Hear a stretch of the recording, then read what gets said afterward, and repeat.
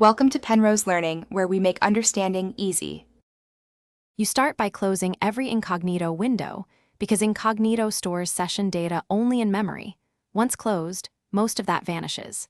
Next, open a regular Brave window so you can access the privacy controls and clearing tools.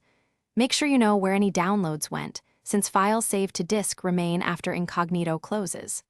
Once done, you're ready to use Brave's Clear Browsing Data feature to remove cookies, cache, and any residual site settings retained outside the private session.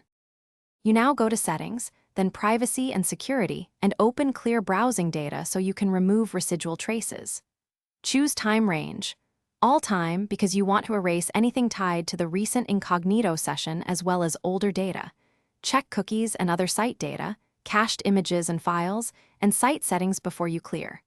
Then click Clear Data and allow Brave to finish the operation. This removes stored cookies, cache, and permission states that could link back to the private session. To finish, restart Brave so any in-memory state is reset. Then manually inspect your Downloads folder and delete files saved during the private session if needed, because downloads persist. If you're concerned about DNS records, flush your OS DNS cache, for example. Run ipconfig/flushtons on Windows to remove recent name lookups.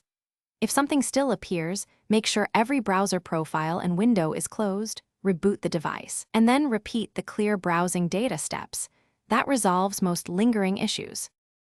Thanks for watching. If this was helpful, leave a like and consider subscribing. See you next time.